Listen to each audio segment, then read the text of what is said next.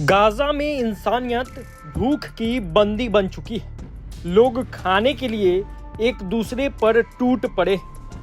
संयुक्त राष्ट्र का खुलासा, धरती का वो इकलौता कोना बन चुका है गाजा, जहां हर शख्स अकाल के मुहाने पर खड़ा है। राफा में भूख से बेहाल भीड़ में मची भगदड़। इजरायली फायरिंग ने और बढ़ा दी है अफरा तफरी।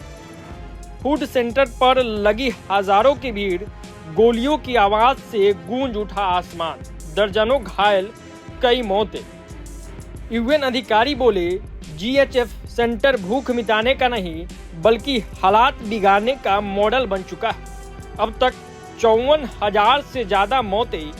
बातचीत जारी है, लेकिन सवाल यही है, क्या भूख से पहले शांति आ पाएगी?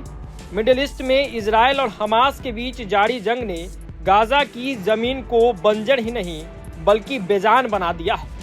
संयुक्त राष्ट्र ने साफ कहा है, गाजा अब धरती का वो इकलौता इलाका है जहां 100% आबादी अकाल की चपेट में है।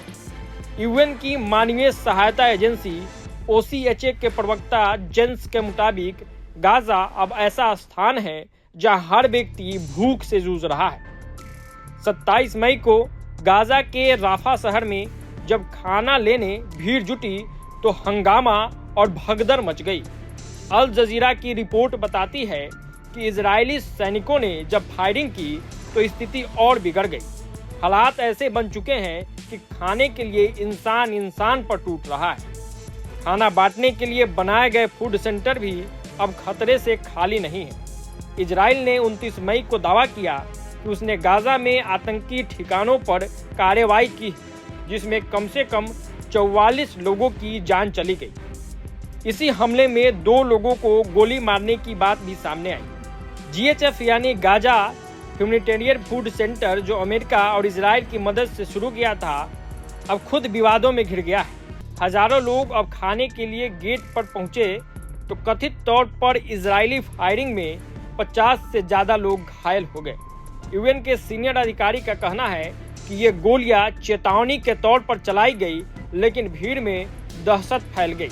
गाजा में यूएन मानवीय कार्यालय के प्रमुख जोनाथन का कहना है कि जीएचएफ सेंटर का मॉडल अकाल को रोकने में नाकाम साबित हो रही है। यहाँ के 2.1 मिलियन लोगों की जरूरतें इससे पूरी नहीं हो पा रही है। मीडिया रिपोर्ट्स के मुताबिक 2 मार्च से गाजा पर पूर्ण नाकाबंदी लागू है और इसके 2 हफ्ते बाद सैन्य कार्रवाई फिर से तेज कर दी गई है। इसी बीच गाजा के स्वास्थ्य मंत्रालय के आंकड़े दिल दहला देने वाले हैं। अब तक 54,000 से ज्यादा लोग इस जंग में मारे जा चुके हैं। इधर इजराइल और हमास के बीच सीज फायर को लेकर बातचीत जारी है।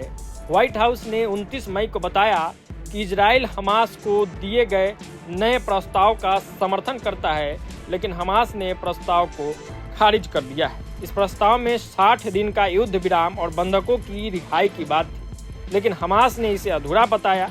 उनका कहना है कि अस्थायी सीज फायर और सैनिकों की वापसी की गारंटी इसमें नहीं है। तो फिलहाल इस खबर में इतना ही। प्रभात खबर डिजिटल के लिए आदर्श कुमार की ये रिपोर्ट।